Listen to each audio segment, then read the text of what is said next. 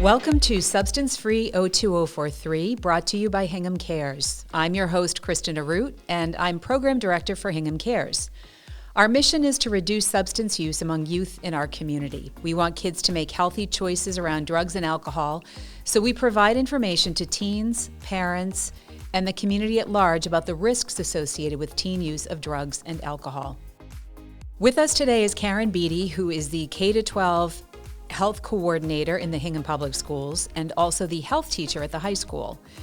I want to express our appreciation for the support that we received from Principal Rick Swanson, Glenda Garland, the TVP teacher, and Katie Gallagher, the library and media teacher, who are allowing us to record this episode at Hingham High School. Welcome, Karen. Hi. Thank you so much for joining us. I look forward to talking with you about the work that you do and the trends that you see teens in Hingham facing with regard to substance use. But first, I'd love to know a little bit more about you. How did you get into teaching, and why health education in particular? I've been teaching health for about 24 years. I was originally actually a dietitian, and I was doing education on nutrition in different communities, and then I found myself doing that at schools, and I thought it was really exciting and really interesting, and so I sort of moved towards being a health teacher so I can teach more than nutrition, and I eventually ended up here at the high school. So I started off with younger students in middle school, and then this is my 21st year at Hingham High School, so Wow. I really love teaching, and I love working with students. It's been fantastic. So we know that effective prevention measures start early. What types of prevention education exists in the curriculum for younger kids, like at the elementary school age, and what does that look like? We have a little bit of discussions about prevention. We don't have a health teacher at the elementary level, so there's not a health class or a health specialist that can rotate through the buildings. We have a safety officer from the police department who will push into each of the buildings and does discussions on safety, like bus safety, Halloween safety, but there's not a prescribed curriculum at the elementary level.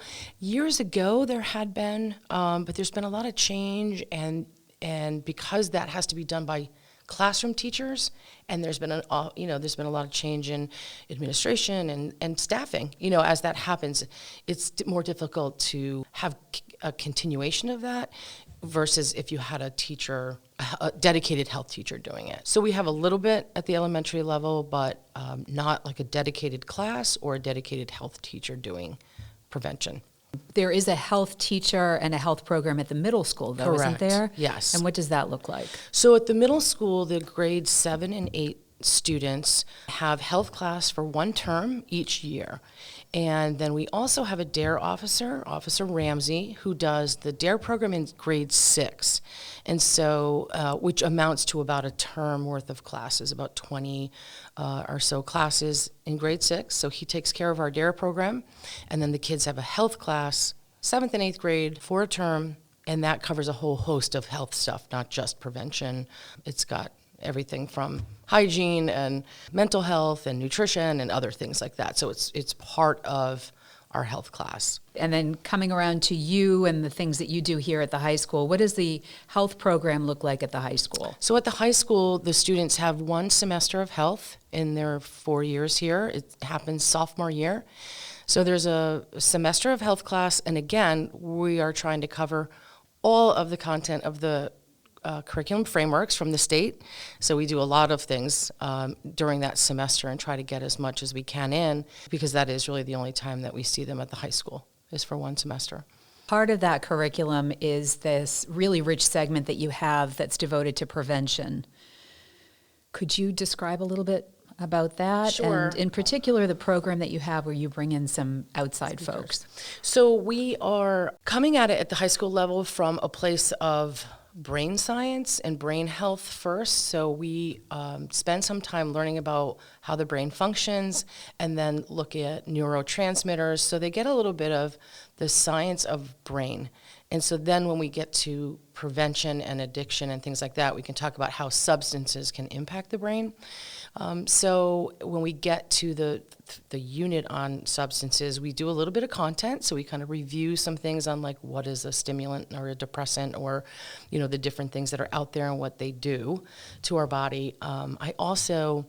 I think it's really important to talk about addiction and what are the risks for addiction for kids, for anybody, really. And we also talk about treatment programs so they understand at least the basics about how to get help. So if they have somebody in their life that needs help, or at some point they do, you know, what is a 12-step program versus an inpatient treatment program? What is medical assisted treatment versus, you know, counseling? So we do talk about different aspects of addiction.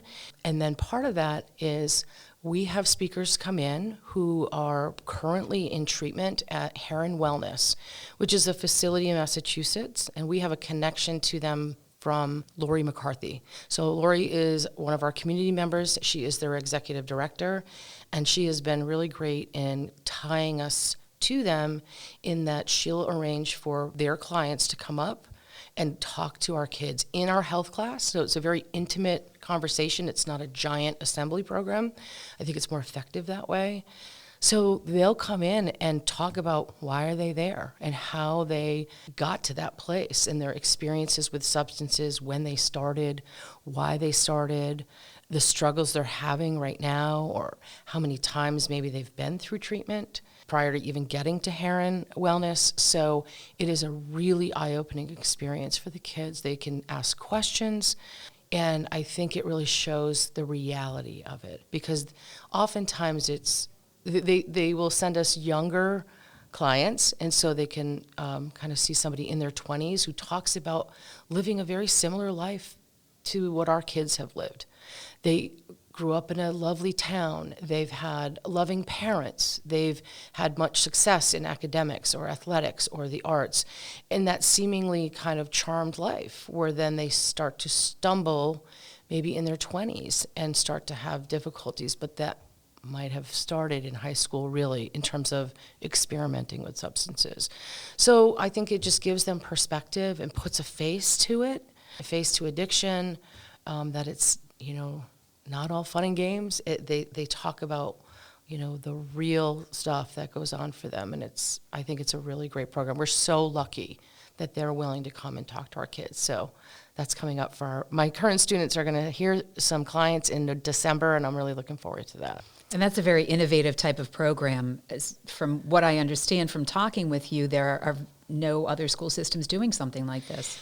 Well, I know not with Heron for sure. We have that connection because of Lori McCarthy, but I know that other schools will bring in folks that are in treatment to kind of talk about their real story, but I just find that we have a closer connection because what we'll do is I always survey the students after we have any speakers to say, did you find it valuable? Do you think we should have them return? And kind of give me a takeaway. What did you learn? So it gives us a sense of like, were they really dialed into that conversation? And I want to know if they think they're worthwhile speakers in whatever the topic is. And it's overwhelmingly yes, overwhelmingly that they want us to bring them in again for other classes. And when you read their takeaways, they get it. They really hear some of these deep messages, and then we send that to those clients so that they can read it, because I want them to feel like they made a difference because they did, and that they can help these kids. And so it's not just they show up, they give a talk, and that's it. We kind of give them feedback, and then I feel like it is more of a relationship. But there definitely are schools out there that are having speakers come in and sharing their recovery experiences around the South Shore. At the high school in our curriculum, I also have our school resource officer, Officer Ford, comes in and does a lesson with my students in our class, and he does talk about a multitude of things. It's sort of a legal angle where he's talking about what the laws are around possession and social host laws, but he also talks about consent and some other important things. But we do a survey with the kids the week before, and we ask them a few questions to kind of test their knowledge about some of these topics, but also we give them space for open questions. And so he will answer, and it's anonymous. So the kids can ask things they're curious about. It also helps us get a little read on, like, what are they talking about? What are they curious about? So it's can be as personal as possible. So he will go through all those questions in each class and answer them as well, and which also then brings up more conversation, which is really great. So that's how he and I collaborate, is that he comes into every single one of my classes and we talk about all kinds of issues around substances, but also just the legal aspects as these kids are getting older.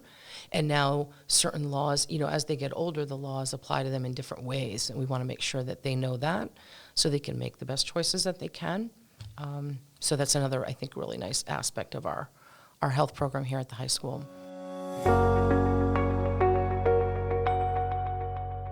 So you've been teaching for over 20 years, and you've seen a lot of kids come through the school system. What are some of the takeaways from what you've witnessed in school and then their life outside of school, after school, whether it's college, post-college, their post-high school life? What are some of the challenges that you've seen? One of the things that I pay attention to is this is a beautiful community. It's beautiful here. Students have incredible opportunities with the school system and the surrounding community to explore their passions, to excel in different ways, and so they can do really well. And then it's difficult. Life is difficult for all of us, and when they get out into the world, I want them to be okay if they don't shine at everything. I think there's a lot of pressure for the kids here to be the best at every single thing they do, and if they don't, I think perhaps some of them start to doubt themselves. So I think giving kids permission to fail is an important thing now. Even now, it's okay to fail. It's okay to not make the team. It's okay to, change your mind about what you want to spend your time doing, and let kids do that, so that when they're 22 and on their own or somewhere without as many support systems, maybe things don't go their way, that they are able to pick themselves back up and move on. It's just an important thing to learn to be resilient. And I think there's tough pressure in this community because everything is so nice, and to think like bad things happen, they happen. And that's okay. And we learn from those and we move on. Yeah, so failure could be a great teacher, and that with opportunity and all this community has to offer, a student can feel pressured to just do it all. And they really should feel like they don't have to, or to just learn from a lesson and be okay with that. We all fail. Are there any particular challenges that you see students having after leaving Hingham, after graduating from high school, potentially even graduating from college? Are there particular substance use issues that you've detected in the 20-plus years that you've been teaching? I don't know exactly. So when I hear about our students struggling in their 20s, I don't always know all the details. I do know that the substances of choice here, at least to start, are alcohol. And so I think if kids go off to school, or when they're they're living on their own in their 20s, that it's still first alcohol and marijuana. I do know that we've had students who have then progressed to other drugs. We've had tragedies with students and former students who are in their 20s, who went into harder drugs and struggled with those. So, sometimes I don't know all the details, but essentially those are the things that it's this, honestly, that's where most people start, is alcohol as young people, and then they can progress to other substances. But that is still, I think, the biggest issue, even with our graduates as they move through, whether it's college or just living independently. That's what they're struggling with the most. Do you have a personal connection to this topic? I do. I mean, as I think almost everybody can probably find in their circle of friends or family, that they know somebody with addiction. So I have family members with addiction, and I certainly know friends that have struggled. And so, yes, I mean, and as I said, I think probably most people can find somebody in their circle that they've had, that have struggled with addiction, whether it's a family member, whether it's their friend, or it's their friend's parent or something. We can all relate to this topic. I think understanding the liability, not just for themselves, but also for their parents or their friends' parents. Yes. There's a lot of, as you have already alluded to, there's a lot of alcohol consumption, definitely some issues with alcohol use in this community with our young people. Binge drinking is huge. Drinking in people's basements, in people's homes, whether the parents know about it or don't know about it. Those are the two biggest issues that we see from the Youth Risk Behavior Survey that you conduct.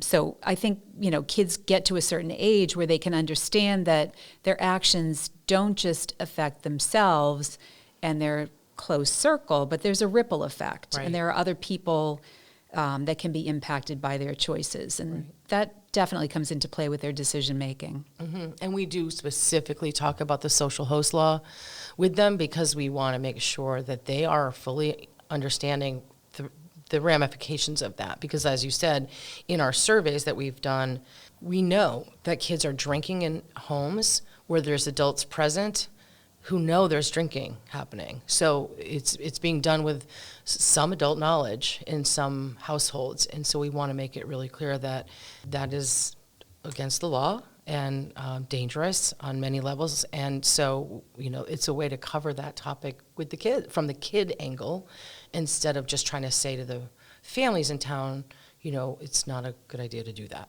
So we want to know from the kid, that the kids know that that's not something that should be happening. Have you heard either directly from the kids or sort of anecdotally why that happens, why these parents are engaged in that kind of behavior? We all want our kids to be safe, so it's not as though people are looking to do unsafe things with their kids. What is the thought process behind that? I think, I don't know for sure. They don't really say that explicitly to me, but, I do think there's that train of thought that, well, they all are going to do it, which I don't buy into. I don't think all kids are going to drink. And that if they're all going to do it, it's better for them to do it in our house where we can keep an eye on them because that's safer. Because if we don't, they're going to be someplace I don't know. But there's a whole host of issues with that. Because when you're in somebody's home and they're saying it's okay, you're condoning it and you're saying it's okay. And it's not. When people start drinking or using substances early in their teens, they are far more likely to become addicted. And so they might say, okay, I'm doing this to keep them safe because they're not going to drive off the road.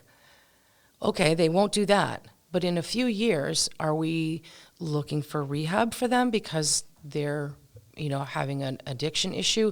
There's other issues. It's not just about keeping them off the road when they drink, or it sends a message to kids that it's okay or it's celebrated, instead of saying, like, this is not healthy, it's not good for your body, and I'm not going to let you do it. So I'm not sure the entire train of thought or mentality about someone allowing that in their house, but there's always the circumstance where somebody can fall down a flight of stairs, they can drown in the backyard pool, they could do other things. So driving isn't the only issue. So letting somebody drink in your house or a group of kids drink in the house doesn't mean you're protecting them from everything. In fact, there's still lots of other risks, unfortunately. So you mentioned that at the start of your health class with the 10th graders, you talk about physiology, in particular brain development. What are some of the sort of salient points? What are some of those tidbits that you think are really critical in understanding how the brain operates, how the brain develops during your teen years, and the impact that substances can have on that? Sure. Really, the key issue that we like to emphasize is about the development of the frontal lobe. So that doesn't fully develop and finish developing until somebody's in their early 20s, about 24 years old. And so because of that is one of the reasons why kids don't always make the best decisions, because it's part of the brain that is involved in decision making. So when people say, like, why are kids doing that crazy thing? That's part of it, is their brain is not fully developed yet, their frontal lobe. And if people use substances, because it's not fully developed, substances are going to impact the development and growth of that part of the brain. So that's why we want to keep people from using substances at least until in their early 20s, because it's going to determine whether that frontal lobe develops properly. So that's one of the big things I like to talk to them about. Pretty simple. Frontal lobe, it's not done developing.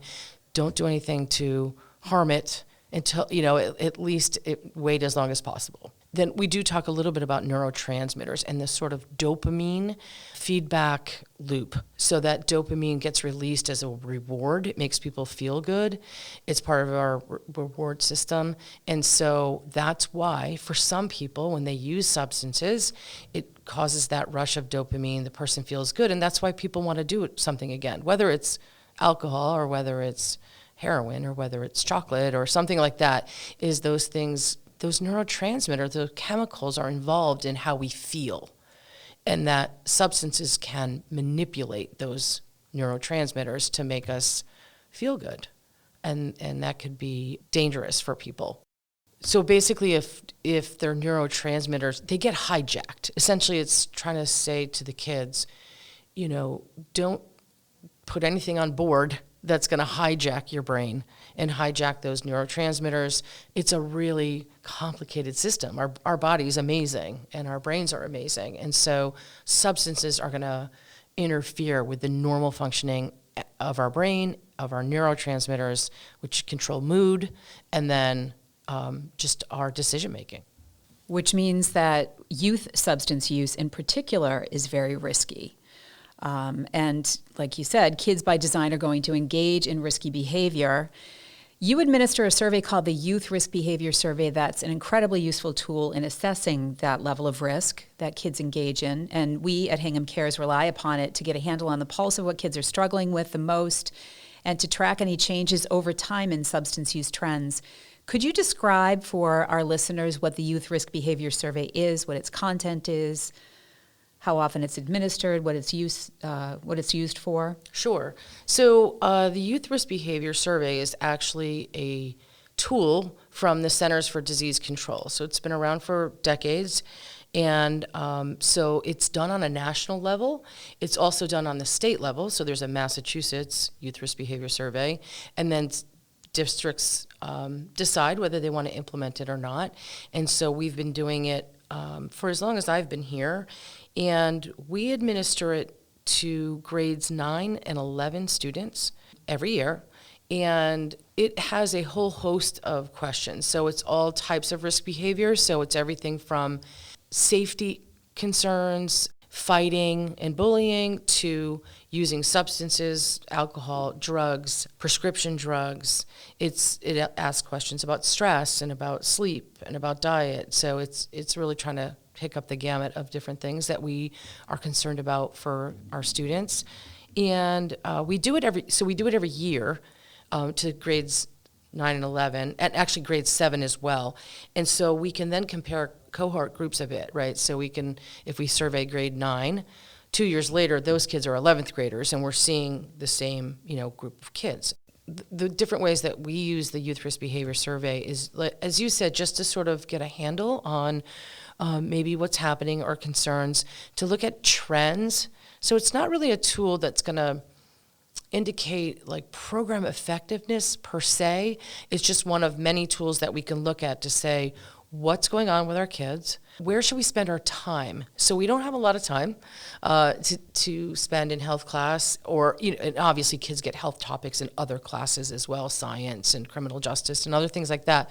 But it helps us to focus our time on what we want to teach in a class, or what kind of programs we might bring in from the outside. So the PTO often will say, well, let's work together and we'll bring in a speaker about this topic. So it's part of a multi-use tool, I guess. And so we use it with a lot of other things. So for example, we might look at a question about, have you ever vaped? We also would compare that to, like, what is our discipline data? And what is our community indicators too. So you never use the Youth Risk Behavior Survey on its own. You're typically looking at it as, do the results line up with what we're seeing out in the community, either with like police encounters or with our discipline data at the high school, and are they sort of lining up? So it's just one of many things that we use to look at what our kids are at risk for. So when we look at the results of the Youth Risk Behavior Survey, there's a noticeable uptick between 9th grade and 11th grade in substance use. And it's really across the board, even though there's not a huge issue with certain types of substances, definitely those numbers increase between 9th and 11th grade. Yep. What do you attribute that to? Their license. So they have freedom. Once they get their license, they have freedom like they've never had before. And so it's just a matter of they can do more things on their own. They can drive themselves to their friend's house. And so I think it's just a matter of, and like you said, we see that with literally everything. That's just a natural progression, is that as somebody gets older, they are more likely to engage in any other risk behavior too. So other drugs, sexual contact, all of it. But I think that's really what it boils down to, is the level of independence and freedom that they have as an 11th grader is vastly different than 9th grade. And so it just gives them more opportunity and space to, experiment with things or, try different things. So I think it's just that growth period of reaching more of an independent life, and there's pros and cons to that. So we've seen that for decades. And when you look at risk data, it just goes up and up and up every year. It goes up from grade 9 to grade 10 to grade 11, and then from 12 to like age 22. It's just part of being free and independent. So I don't think there's a whole lot other than keeping the conversation open so kids can always talk and say, this is what's going on now. Now that I can go out on my own or do things on my own, this is a new situation that's cropped up. What do I do? So just sort of maybe keeping that conversation open. But I think you've got to let them grow up and be independent. Since you've been administering this survey for a number of years, you can observe certain trends over time. One of the things that we've detected is that nicotine use has been on the decline, and that, I believe, is a result of a significant campaign against cigarette smoking and nicotine use. That's not just in the health programming at the high school. Right. It's advertising. It's a real nationwide effort against it to prevent kids from taking it up as a habit and experiencing the long-term effects of what we know to be a dangerous substance. Conversely, we're seeing that now that marijuana has been legalized, there's less of a perception of harm of marijuana, so those numbers are going down, and use numbers are going up.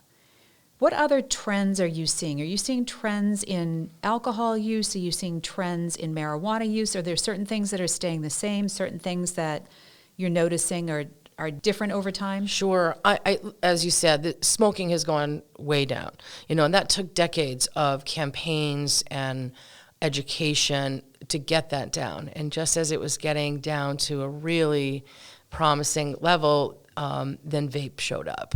And so what we're seeing is vaping at levels where smoking was. And so that is nicotine.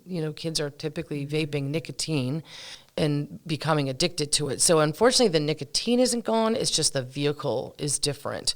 So we are seeing those numbers are higher. I'd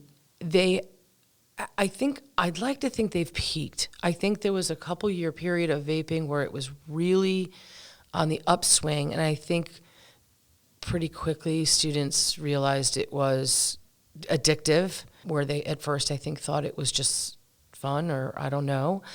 So we're seeing those numbers start to creep down, and that I hope that continues to go down, because the smoking has stayed low. So that I don't think that will ever go back up the way it was 10 years ago or 20 years ago. But the vaping thing, I think, has had a pretty quick rebuke, where suddenly they stopped selling the flavored kinds. Like, we pretty quickly acted in this state anyway to to kind of squash that. And I'm hoping that sort of shows in a slow decline of vaping.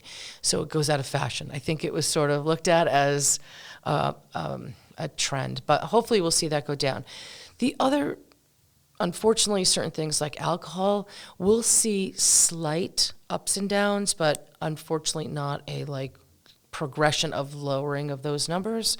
And so we're seeing, again, like it might go up for a couple years and then back down a little bit and then back up. So it's those substances, again, that we know are issues in our community that just kind of stay at that level, alcohol primarily.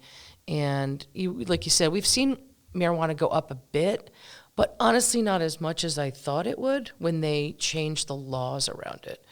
I guess that's promising that it didn't just completely flip the switch and skyrocket, but it's still troubling still because obviously there's harmful impacts of that.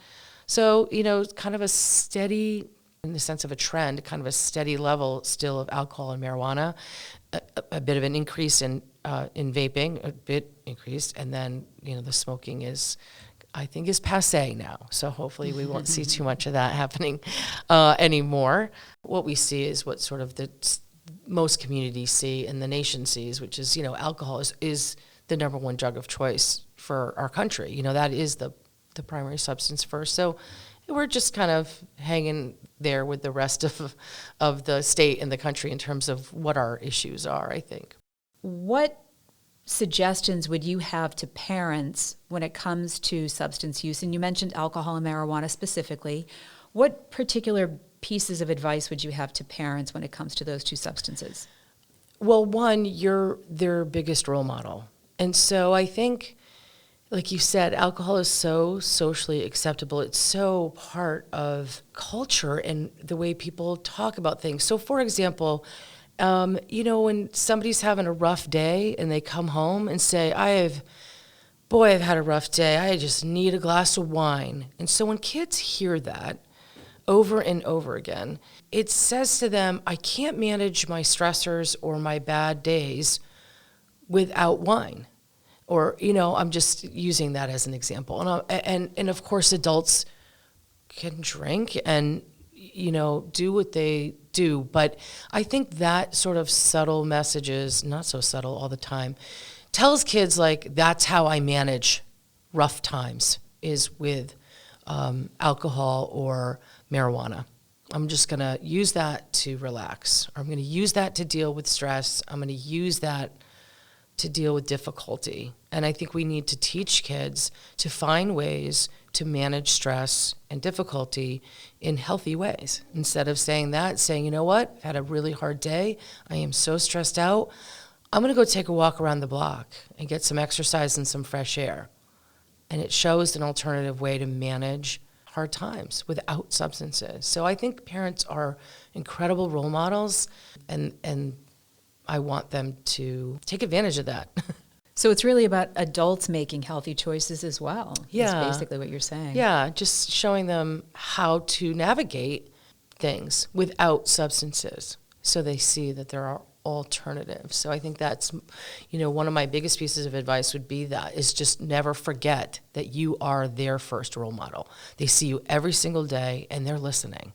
I think my other piece of advice is to be very open and honest with your kids about family history of addiction.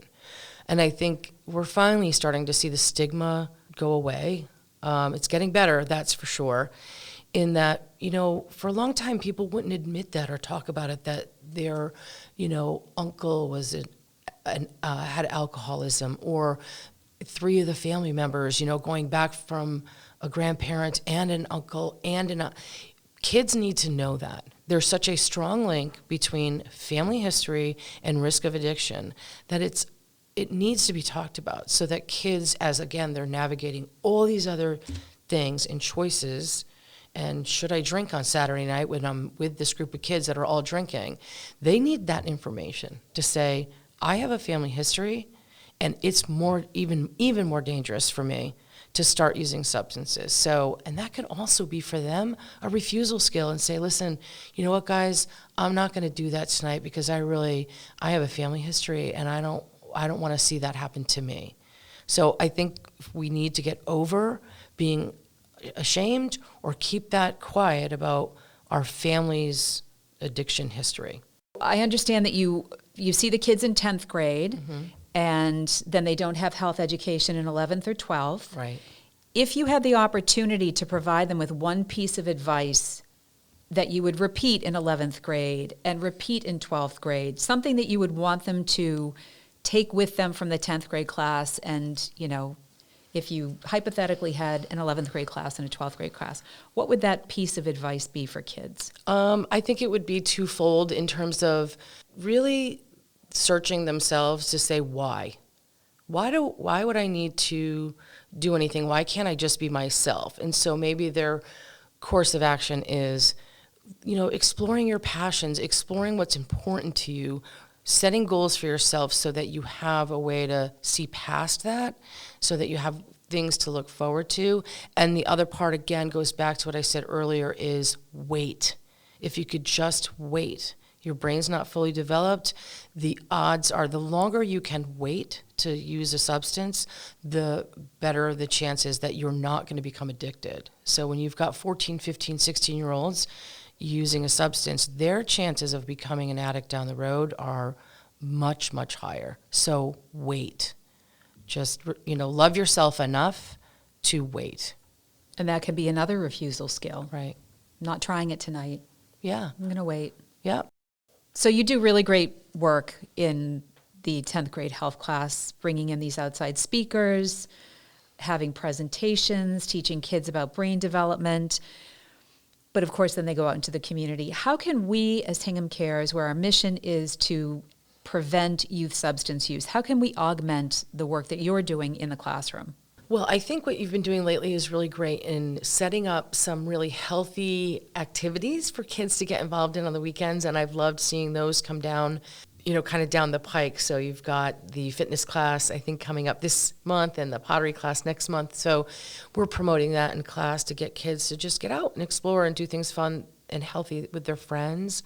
I think much of the same is just the messaging of parents working together and helping them, I think, providing them with some support or some speakers or workshops, I think have been done in the past about how to talk to your kids, I think would be really, really helpful, because it's hard. It's hard. And so supporting, I think, our families and giving kids healthy opportunities to do things, I think those are great ways to augment what's going on here at the school. We're also hoping that they see that it isn't just this small group of people who are putting activities out there, but there are businesses and there are other entities in town that are concerned about their futures. These kids have bright futures ahead of them. We all want to be supporting them and pursuing their hopes and dreams. So for them to be able to see that Mass Movement and Open Door Studios and Main Street Pottery are on board with providing them at no cost a really cool, fun, alternative activity, hopefully that resonates with them as well. Yeah, it shows them that we value them, that the community values that. I think teenagers, they'll say they don't feel heard, or they'll complain that they're in that in-between stage of they're not really little kids anymore, yet they're not adults, and so they don't feel like they have a full voice. And so I think when community says, we do value you, and we want to do this program just for you. I think that's what's nice about those. It's just for teens. Right. Those programs that you're putting together, it says okay, they actually value me, and Absolutely. That's great. Karen, thank you so much for joining us. Oh, thank you. This has been a really insightful conversation. We appreciate everything that you're doing with the youth in Hingham. Thank you. And in particular to the prevention programming that you bring in, that you expose them to. Thank you. You have been listening to Substance Free 02043, brought to you by Hingham Cares. I'm your host, Kristen Root, and I hope that you will join us again. Thank you.